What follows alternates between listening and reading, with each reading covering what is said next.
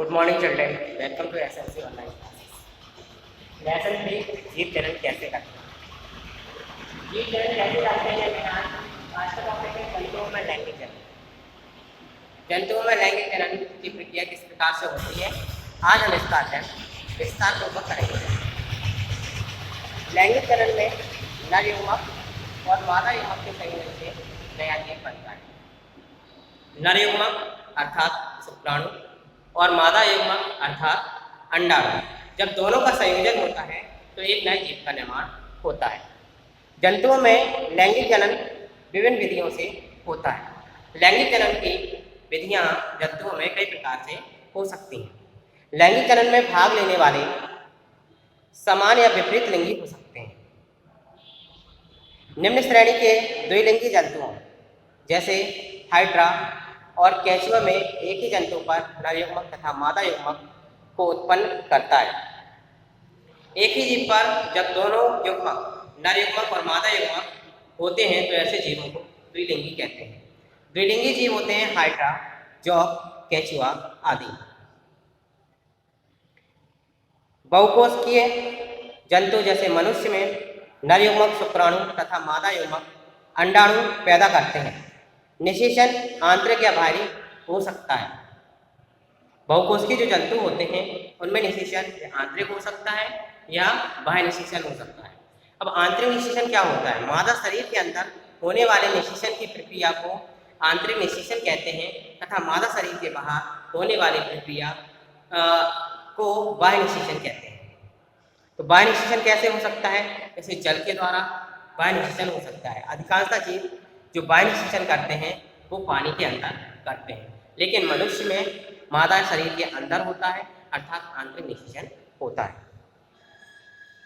निषेचन के बाद युग्मनज यानी कि जाइगोट का निर्माण होता है और जाइगोट धीरे धीरे वृद्धि करके एक नए जीव को उत्पन्न कर देता है, नए जीव का निर्माण कर देता है।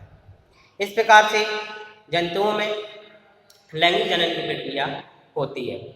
पूछा जाता है कि निषेचन क्या है? जब नर युग्मक और मादा युग्मक के संयोजन से जो भ्रूण बनता है तथा भ्रूण विकसित करके एक नए जीव को उत्पन्न करता है, यह प्रक्रिया निषेचन कहलाती है। अर्थात माता और पिता अर्थात शुक्राणु और अंडाणु के संयोजन को निषेचन कहा जाता है। तो इससे क्या बनता है? भ्रूण बनता है। भ्रूण वृद्धि और विकास करके एक नए जीव का निर्माण करता है। जो निषेचन मादा शरीर के अंदर होता है उसे आंतरिक निषेचन कहते हैं तथा जो निषेचन मादा शरीर के बाहर होता है उसे बाह्य निषेचन कहते हैं। बाह्य निषेचन मेढक में, टोड में, मछली में पाया जाता है।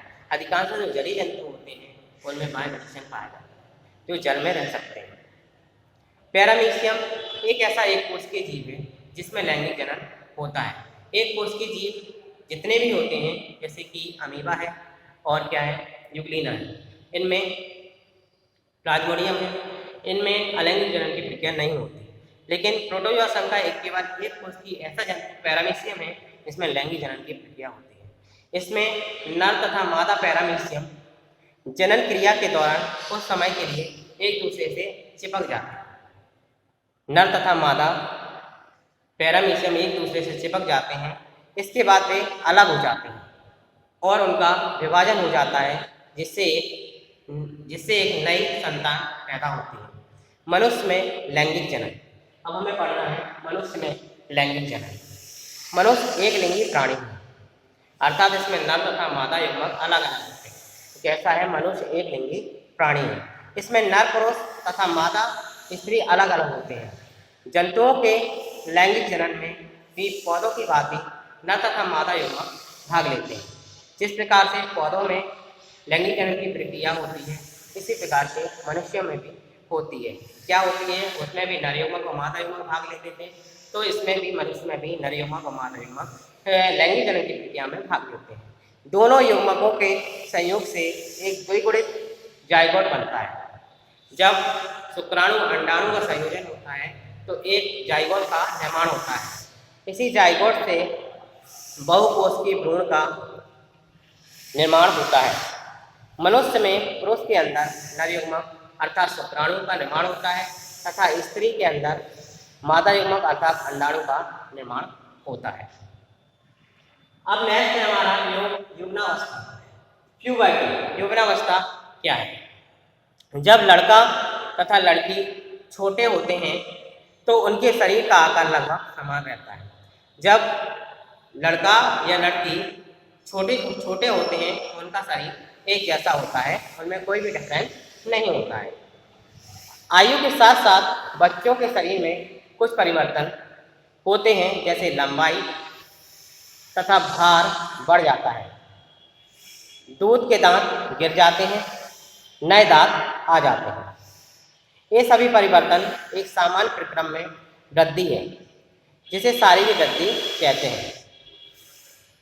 किशोरावस्था के प्रारंभिक वर्षों में कुछ ऐसे परिवर्तन होते हैं जिन्हें केवल शारीरिक वृद्धि नहीं माना जा सकता है। जैसे ही किशोरावस्था आती है तो कुछ शारीरिक परिवर्तन होने लगते हैं जिन्हें शारीरिक वृद्धि नहीं माना जा सकता है।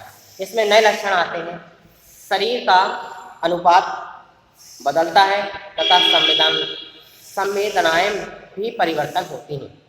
ये परिवर्तन लड़कों की अपेक्षा लड़कियों में अधिक शीघ्रता से होते हैं। लड़कों तथा लड़कियों के शरीर में नर तथा मादा लिंग हार्मोन्स बनने लगते हैं।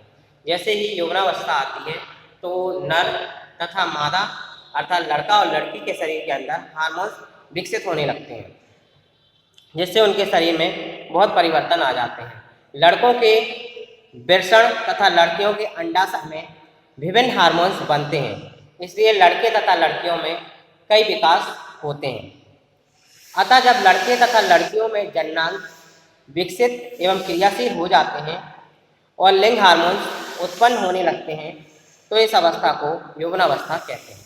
यौवनावस्था को हम शॉर्ट में समझ सकते हैं कि जब लड़का और लड़की में हार्मोन्स विकसित होने लगते हैं तथा उनमें परिवर्तन आने लगते हैं, वह प्रक्रिया प्यूबर्टी यानी कि यौवनावस्था कहलाती है। अतः जब लड़के तथा लड़कियों में जननांग विकसित एवं क्रियाशील हो जाते हैं और लिंग हार्मोन्स उत्पन्न होने लगते हैं, इस अवस्था को यौवनावस्था कहते हैं।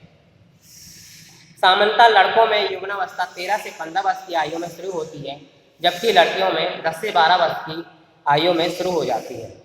लड़कों के वृषण में टेस्टोस्टेरोन हार्मोन उत्पन्न होने लगता है। इम्पोर्टेंट है ये कि लड़कों में कौन सा हार्मोन पाया जाता है, तो लड़कों के वृषण में टेस्टोस्टेरोन हार्मोन होता है। ये बोर्ड एग्जाम में कई बार आया है, तो आपको इसको याद रखना है कि वृषण के अंदर टेस्टोस्टेरोन हार्मोन पाया जाता है। वो किसमें होता है, मेल में होता है या फीमेल में होता है, तो किसमें होता है, मेल के अंदर टेस्टोस्टेरोन हार्मोन पाया जाता है। तथा लड़कियों के अंडाशय से एस्ट्रोजन एवं प्रोजेस्टेरोन हार्मोन उत्पन्न होता है। पूछा जाएगा कि अंडाशय से निकलने वाला हार्मोन कौन सा होता है, तो प्रोजेस्टेरोन हार्मोन जो होता है, जो अंडाशय से निकलता है और केवल मादा शरीर के अंदर होता है।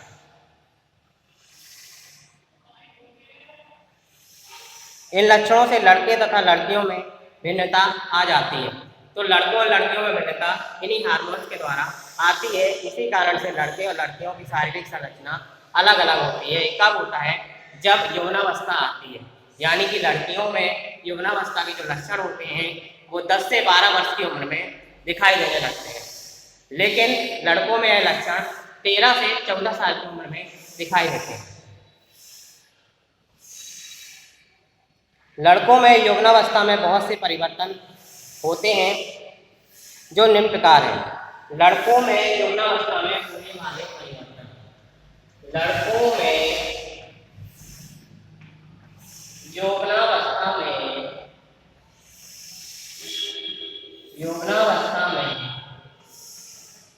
होने वाले परिवर्तन।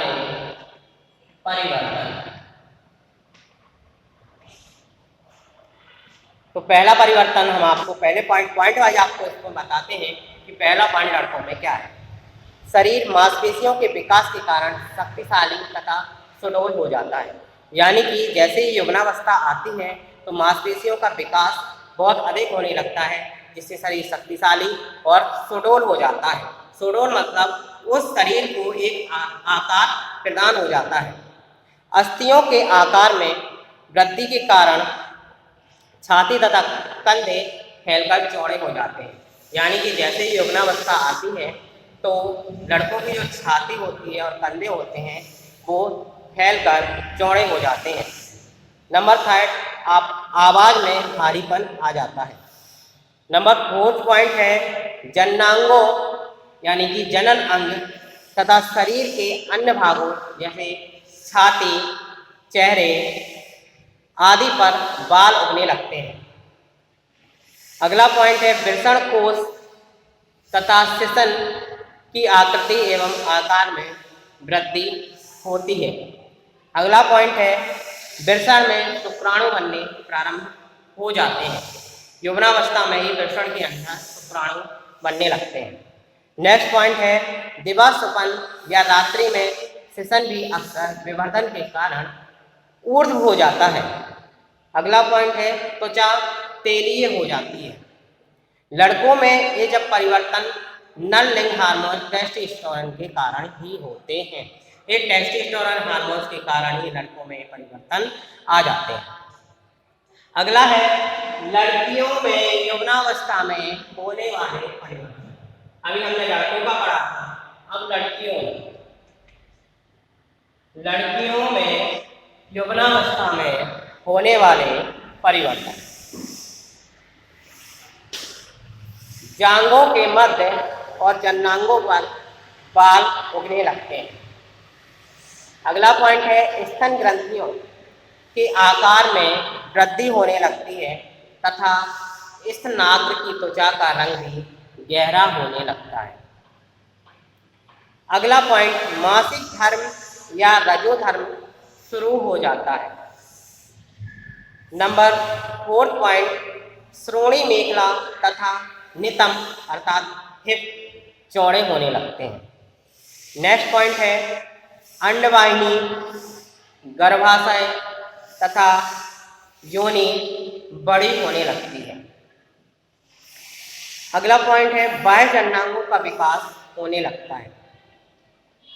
लड़कों की आवाज़ भारी होती थी तो लड़कियों की आवाज़ कैसी हो जाती है, बहुत ही बारीक यानी कि हल्की और मधुर हो जाती है। अगला पॉइंट है कुछ मनोवैज्ञानिक परिवर्तन भी होते हैं।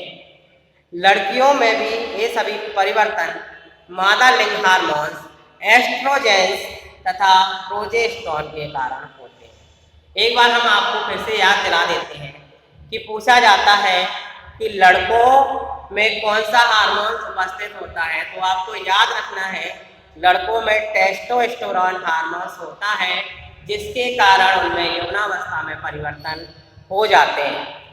नेक्स्ट है कि लड़कियों में कौन सा हार्मोन्स होता है, तो लड़कियों अर्थात मादा शरीर के अंदर प्रोजेस्टेरोन हार्मोन्स होता है और प्रोजेस्टेरोन हार्मोन्स को एस्ट्रोजेंस भी कहते हैं।